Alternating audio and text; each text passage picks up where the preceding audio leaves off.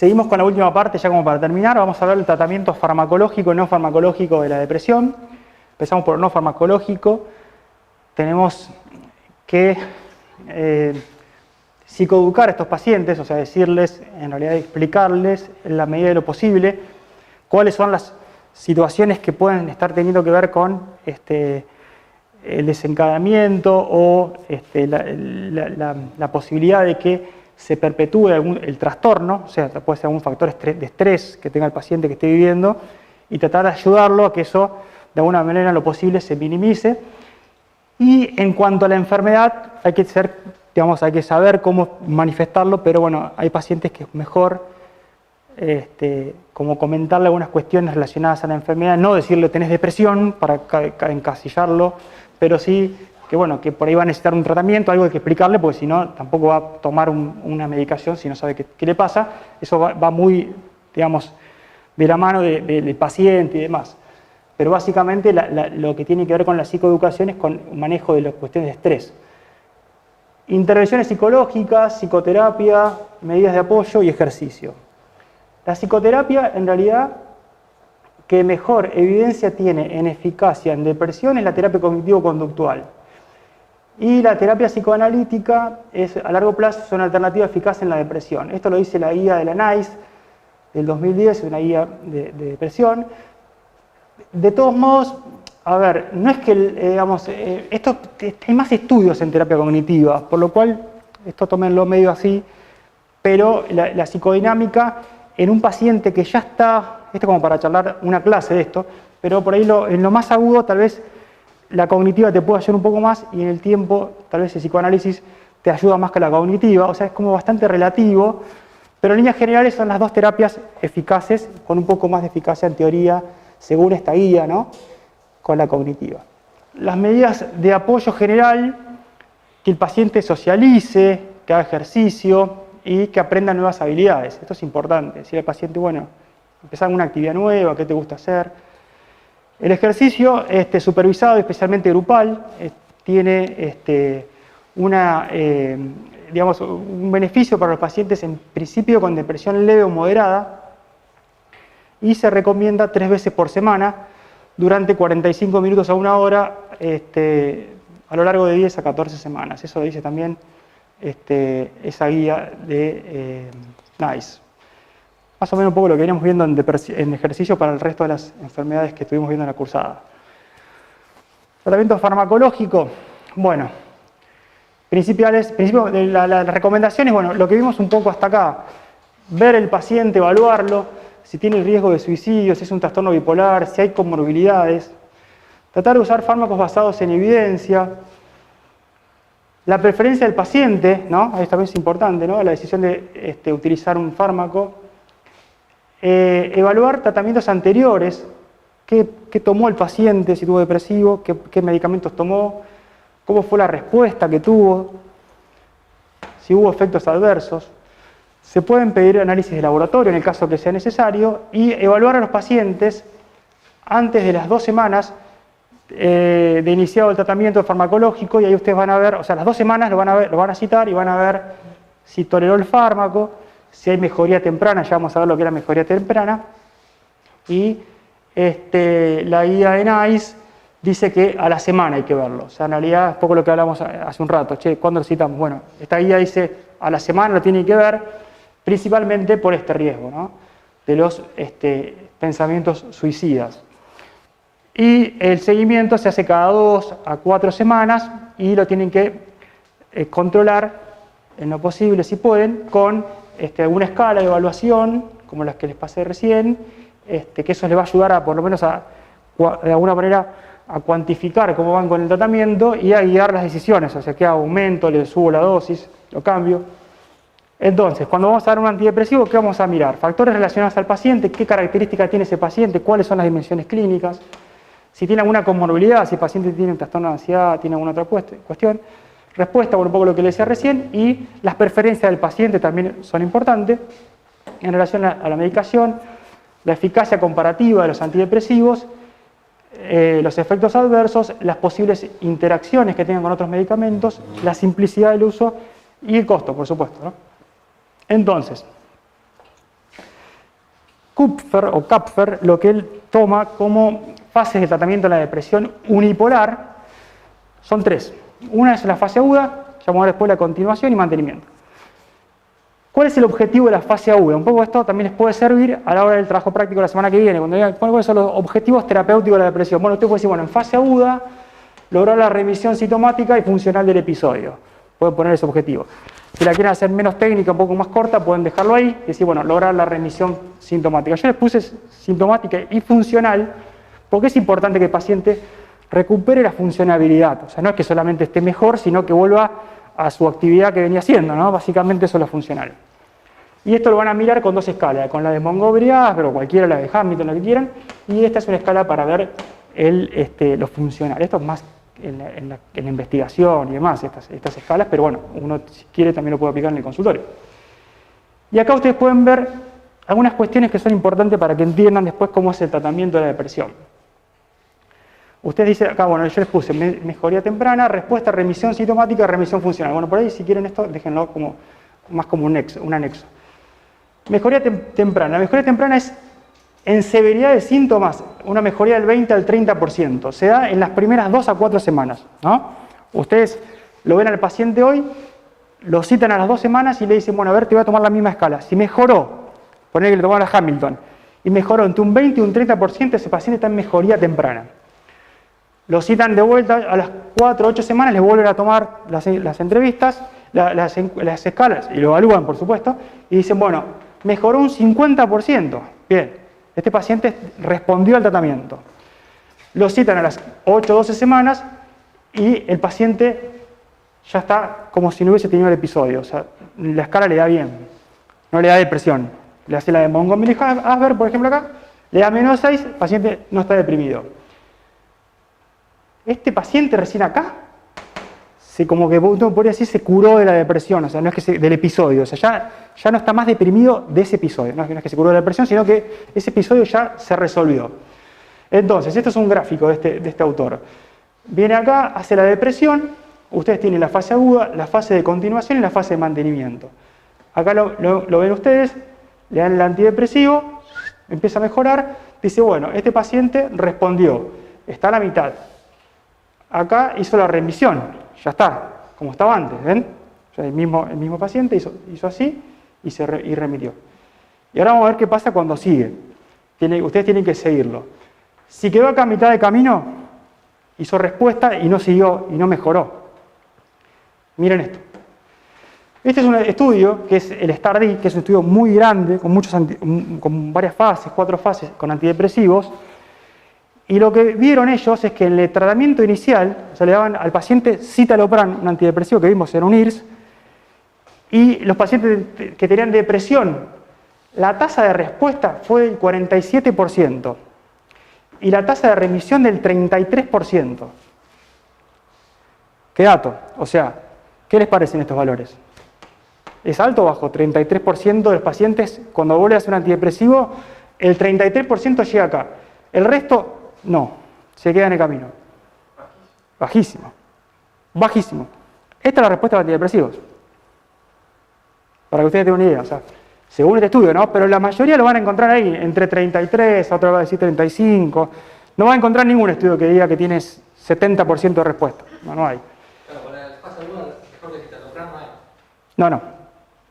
Eso no quiere decir que sea mejor que el citalopram. Lo que yo le pongo acá de citalopram es que este estudio, el STAR-D, a todos los pacientes en fase aguda, el primer fármaco que le dieron fue el citalopram. Dijeron, bueno, vamos a estudiar con citalopram. A los que no funcionaban, después se pasaban a otra fase y ya cambiaban de fármaco. O asociaban, aumentaban dosis, o sea, sigue el estudio. Yo les pongo para no poder explicar todo el estudio, es solamente a modo de que ustedes entiendan el poco porcentaje de pacientes que logran la remisión. O sea, que llegan acá. Independientemente del fármaco. Independientemente, o sea, si olvídate del citalopram. El citalopram es porque ese estudio se hizo con citalopram, ¿no? Pero podría decir monoterapia con fluoxetina, pero no es el STAR-D. El STAR-D se hizo el primer escalón con citalopram.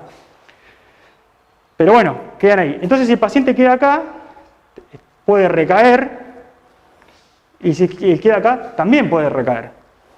Pero bueno, por lo menos estamos un poquito mejor. Vamos, la fase aguda, entonces, objetivos terapéuticos, llegar acá. Ustedes van a encontrar, che, pero todos los papers que ustedes pasan, lo que yo leí, dicen respuesta. Sí, es real, y yo se lo voy a mostrar ahora. Hay muchos metaanálisis que evalúan respuesta. Pero bueno, está bien, muchos de los que remiten primero respondieron, por supuesto. O sea, si no llegaste hasta acá arriba, menos. Entonces, digamos, los que llegaron acá, que son casi la mitad, o digamos el 50%, digamos, algunos llegaron arriba y otros quedaron acá en el camino. Yo lo que digo es, sí, responden, está bien, pero en un porcentaje bastante bajo. Lo que les decía, se me trabó la idea. Los papers, muchos estudian respuesta, no remisión. Lo que no quiere decir es que, digamos, el paciente se haya curado, eso es lo que yo digo. Que más que curado, que haya remitido. La palabra correcta es remisión.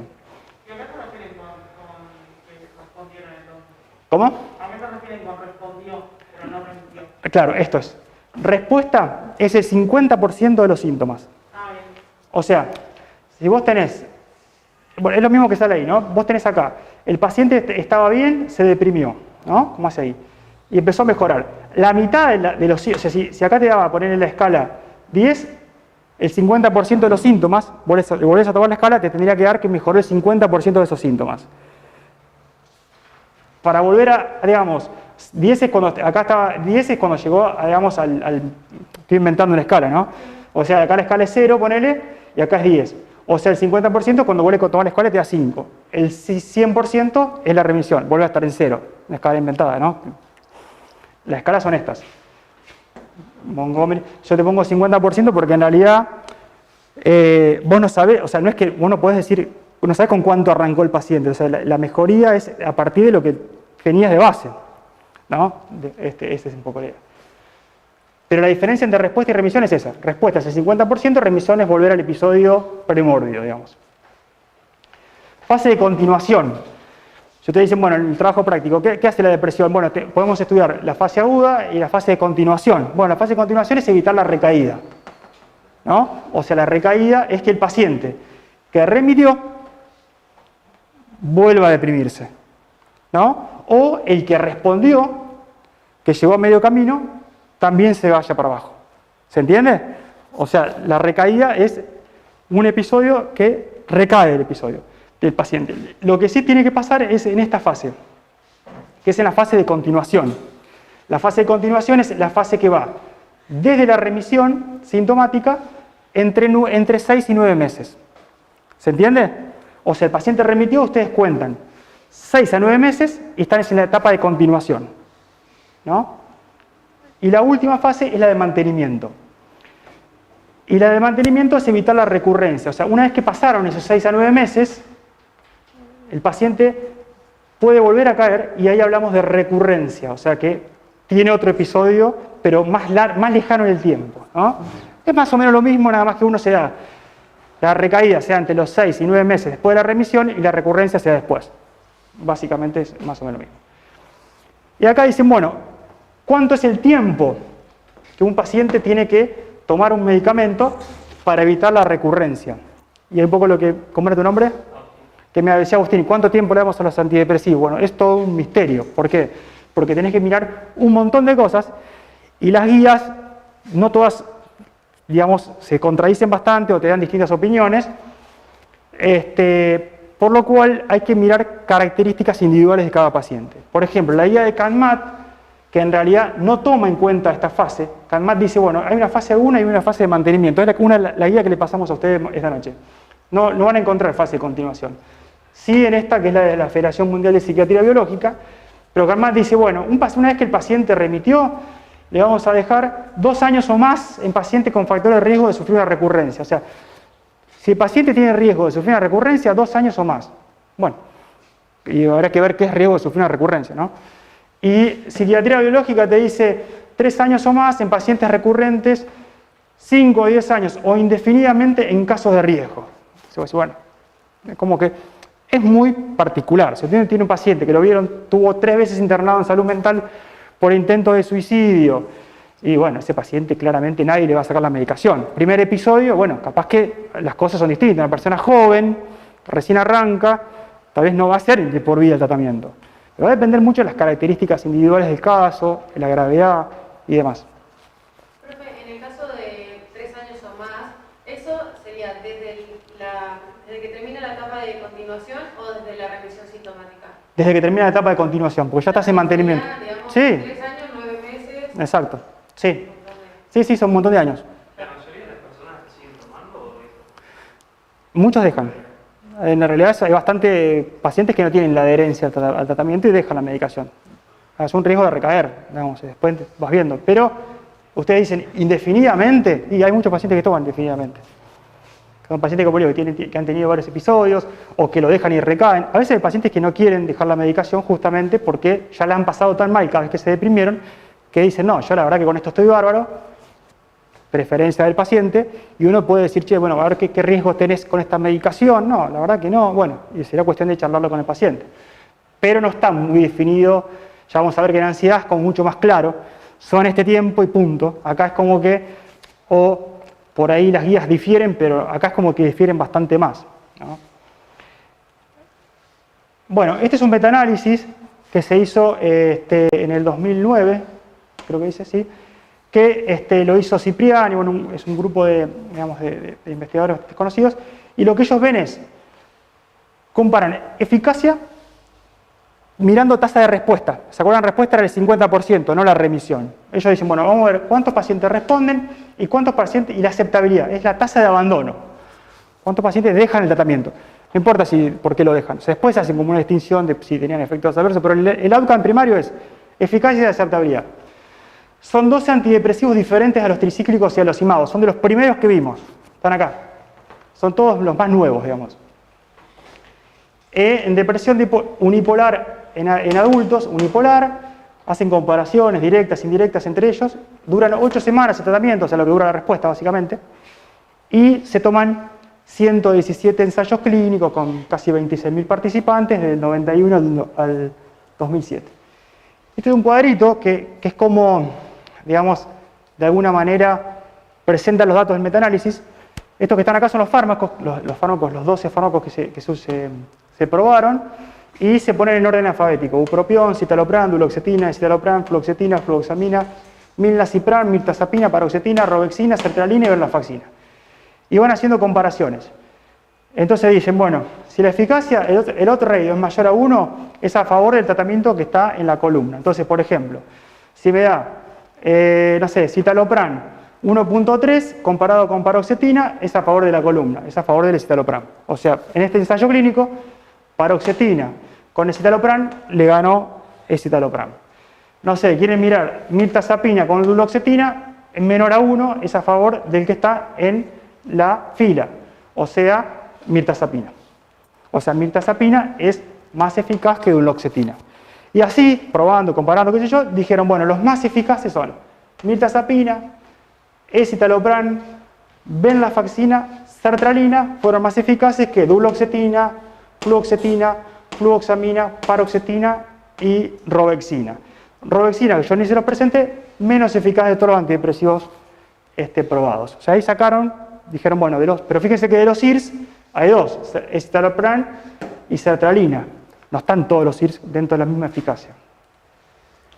Y bueno, y en aceptabilidad, miraron un poco lo mismo, y ellos dicen, bueno, el fármaco, cuando el odds ratio sea menor a 1, es a favor del tratamiento que aparece en primer orden. Yo no sé por qué no pusieron lo mismo que en eficacia, porque para mí, me da igual. O sea, si yo miro si es mayor a 1 a favor de la columna, me da lo mismo que lo que pusieron ellos.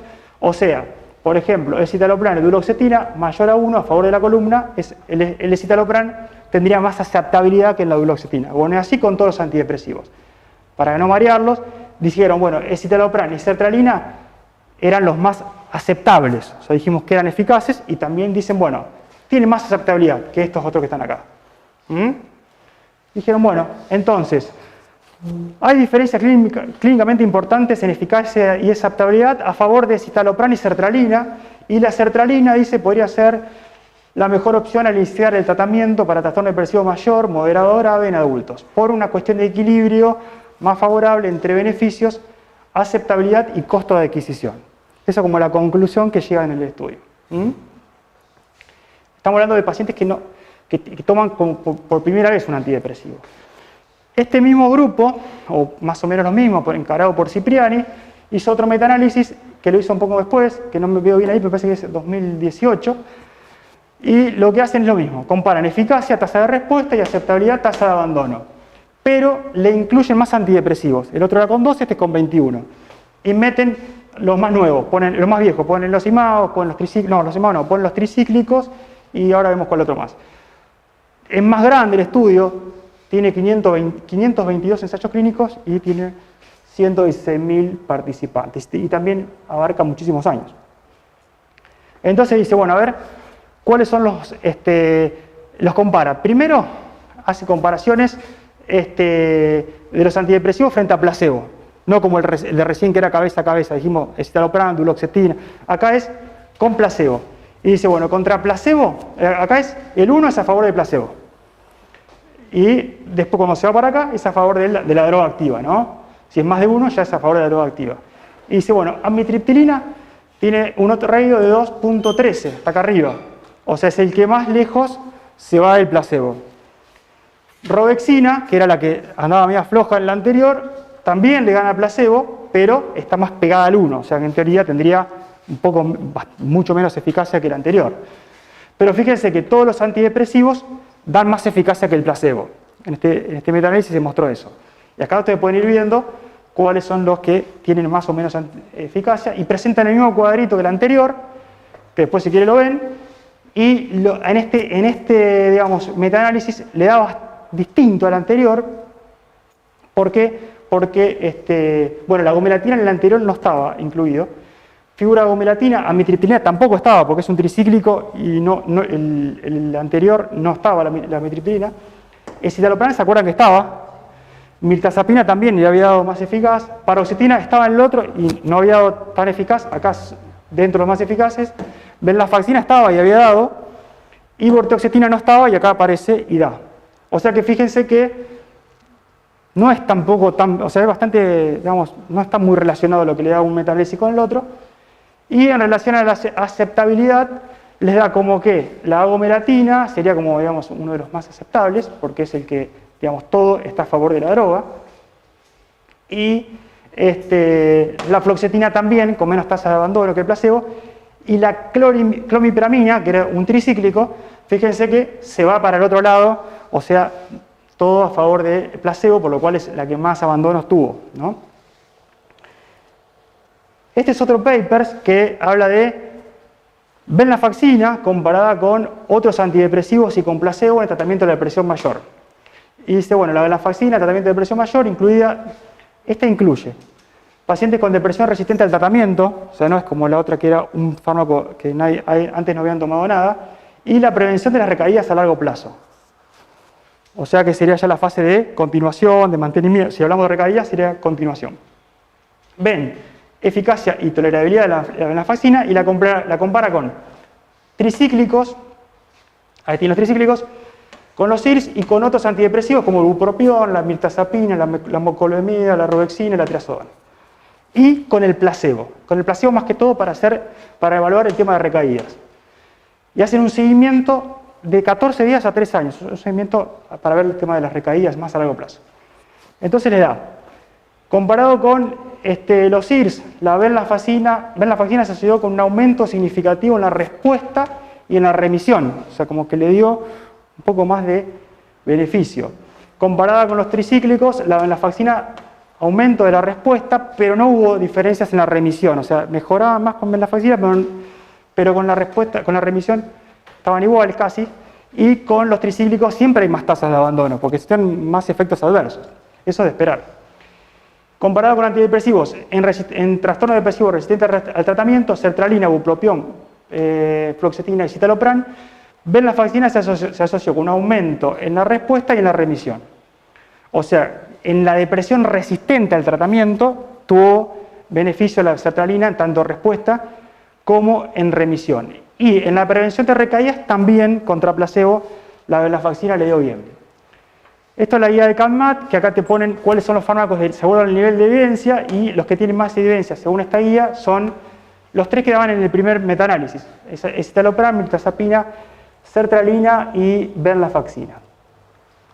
Bueno, esto voy a ir medio rápido. Los subtipos de depresión tienen también un poco más, digamos, discutida la eficacia, pero hay como una cierta eficacia preferencial por algún subtipo. Por eso yo estuve hablando un rato de subtipos. Dicen, bueno, para el melancólico, la venlafaxina y los tricíclicos podrían tener una ventaja sobre los IRS en esos pacientes. Después dicen, bueno, hay alguna evidencia de que los tricíclicos y la venlafaxina podrían ser más eficaces que los IRS.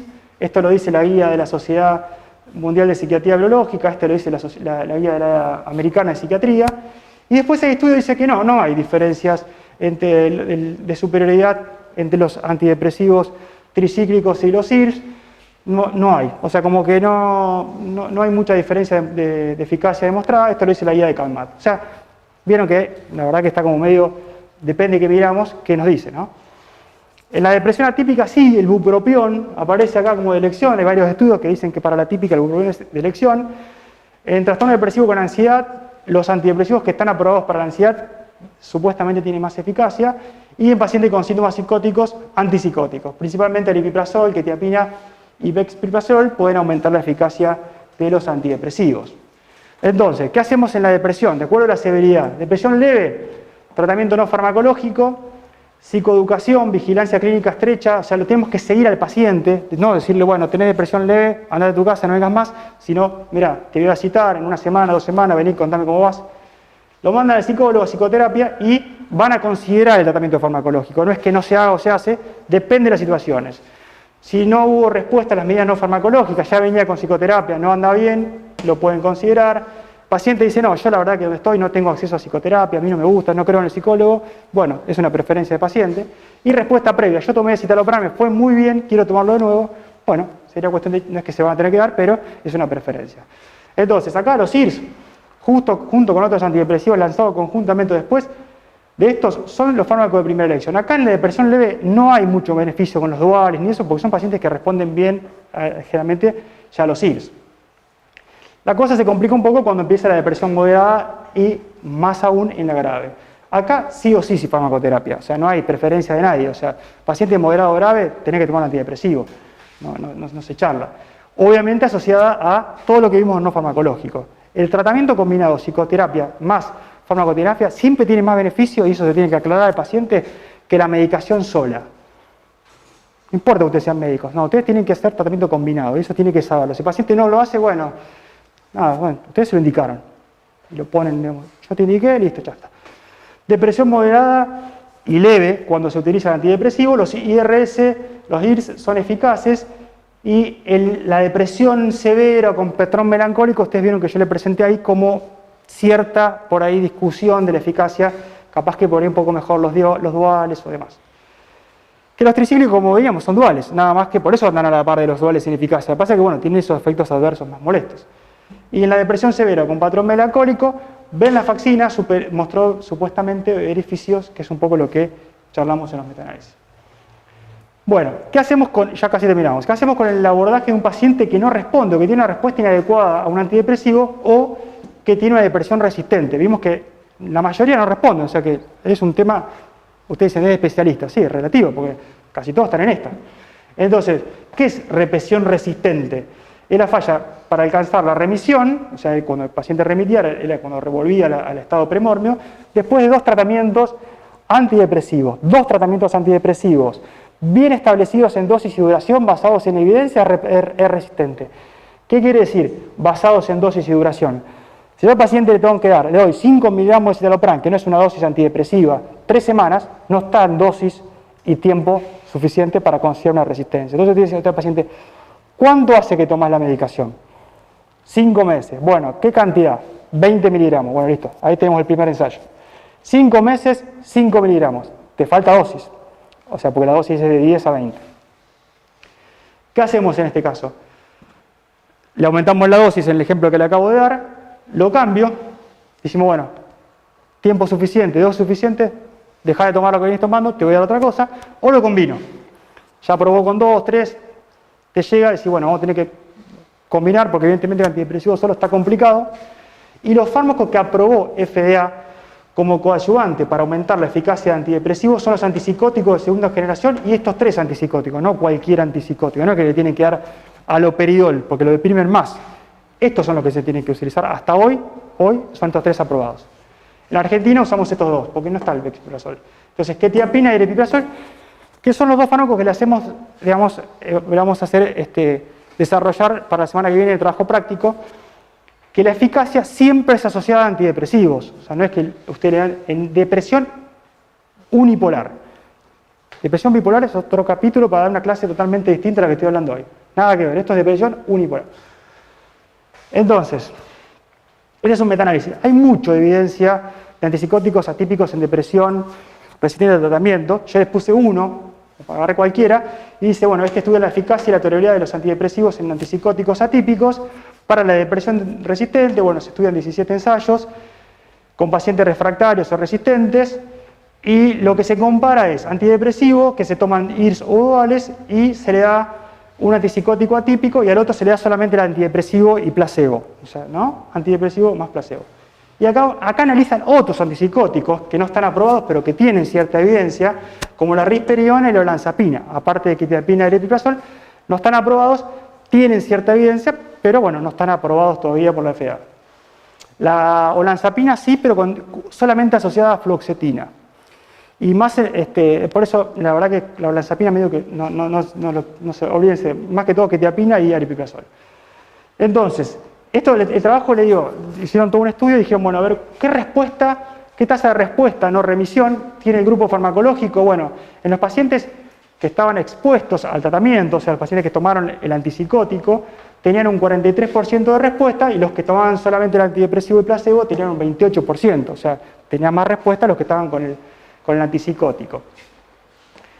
El odds ratio, bueno, es de 1.68 y el número necesario para tratar era de 7, o sea, tenía que tratar a 7 pacientes para obtener un beneficio. Y en el caso de la remisión, tomar respuesta y remisión, también le da beneficio al grupo tratamiento expuesto, o sea, el grupo antipsicótico, 32 contra 18, y el NT le da exactamente lo mismo. Y en el caso de las interrupciones, claramente hay más interrupciones, obviamente en los pacientes que toman antipsicóticos porque tienen más efectos adversos, entonces le da 9 contra 2 con las que tomaron solamente antidepresivos, el odds ratio de 3,32 y el número necesario para dañar fue de 16. Por lo cual, el grupo tratamiento en trastorno depresivo mayor mostró un beneficio en los resultados de la remisión y la respuesta del trastorno depresivo mayor. O sea que los dos se estudió la respuesta y remisión, los dos dio beneficio. Y en los grupos, que yo no se lo puse porque claramente era larguísimo, no hay mucha diferencia en el beneficio entre quetiapina o olanzapina, todos de lo medio parejito. Entonces, vamos a ver qué dice las guías. Esta guía, por ejemplo, es la guía de CANMAT, que es la que creo que la que le pasamos al final, que bueno, dice, bueno, ¿qué hacemos con los pacientes que no responden? Y dice, bueno, nivel de evidencia, 1, aripiprazol, quetiapina, risperidona y bexpiprazol. O sea, son un poco los que venimos charlando. Nivel de evidencia 2, bupropión, litio, o sea, le dice, bueno, dale otro antidepresivo, o sea, no con un antipsicótico. Bueno, nivel de evidencia 2. El litio tiene nivel de evidencia 2 en esta guía. El litio es un buen potenciador, tiene muchos estudios de eficacia, pero no está aprobado para puntualmente para esto, pero tiene buen nivel de evidencia el litio, no es malo. Y bueno, después está el modafinil, la hormona tiroidea, o sea, fíjense que también hay pacientes que toman hormona tiroidea para potenciar los antidepresivos con un nivel de evidencia 2. Bueno, nada, y demás. Y acá te dicen las dosis de fármacos. Siempre son dosis, esto no tiene por qué saberlo, pero les comento, más bajas que los que se usan como antipsicóticos para la psicosis. O sea, por ejemplo, un paciente con psicosis se usan arriba de 300 de quetiapina. Y acá usas menos de 300, 150, 300. De todos modos, el aripiprazol y la quetiapina en psicosis no son muy eficaces. Pero bueno, me parece que va más para este grupo que para la psicosis. Y este otro grupo, que es esta otra guía, que es la de la Federación Mundial de la Sociedad de Psiquiatría Biológica, también categoriza la evidencia, en vez de el nivel de evidencia, en vez de 1, 2, 3, es en letras. A, B, C, pero lo mismo que el otro decía 1. O sea, el 1 del otro es el A de acá. Dice litio, fíjense, por más que no esté aprobado, lo pone como el mejor nivel de evidencia. No está mal que esté acá. aripiprazol A, quetiapina A, que son los que habíamos visto que eran los aprobados, olanzapina lo pone en B, risperidona lo pone en B, y el bexpiprazol, que acá no está por el momento, está también dentro de la A.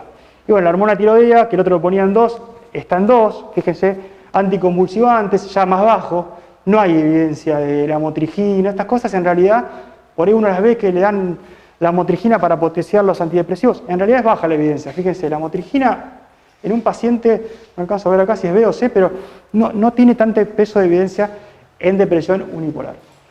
Entonces, ¿qué hacemos con la medicación? Le cambiamos el antidepresivo cuando es el primer ensayo con antidepresivos, paciente que arranca, un poco lo que vemos, un poco de resumen es esto, le damos uno, lo cambiamos.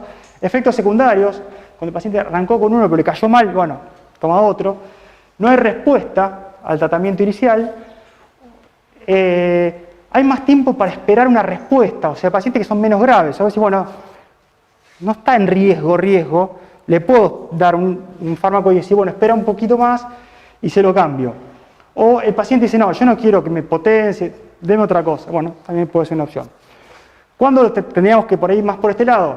Y hubo 2 ensayos con antidepresivo más, el antidepresivo inicial se tolera bien y dice, bueno, te lo dejo, pero te agrego otra cosa. Hay respuesta parcial al inicial, o sea, algo mejoró, no es que como que no tenía nada de respuesta, sino un poco mejoró. Hay menos tiempo para esperar, esto es importante, una respuesta, es más grave, o sea, el paciente está muy mal, está internado y a veces decís, che, te doy otro, bueno, mientras tanto por ahí le decís, bueno, te agrego algo más porque la verdad que estamos medio complicados. O el paciente dice, no, a mí yo ya con esto, hay otra cosa, y bueno, uno dice, bueno, podemos considerarlo. Esto es toda terminamos chicos, esto es toda bueno, ya casi terminamos. Esto es toda la bibliografía que usé para dar la clase, muchas gracias. Que la tristeza es una emoción normal, está dentro de la depresión, pero también es una emoción normal. Y en algunas situaciones es necesario atravesar, como en este caso de la película, que digamos, por no estar, o sea, tuvo que ponerse triste, estar triste para que su familia se acerque a ella y bueno, y puedan contenerla y ayudarla en ese momento, porque con la irritabilidad, con la ira, la querían correr a la tristeza y la cosa no funcionaba. Era nada más que para eso. Bueno, espero no haber sido demasiado intenso. El tema es largo, complejo, traté de hacerlo lo más, digamos, resumido para que se entienda. Cualquier cosa que quede en duda me avisan y lo seguimos charlando. Bueno.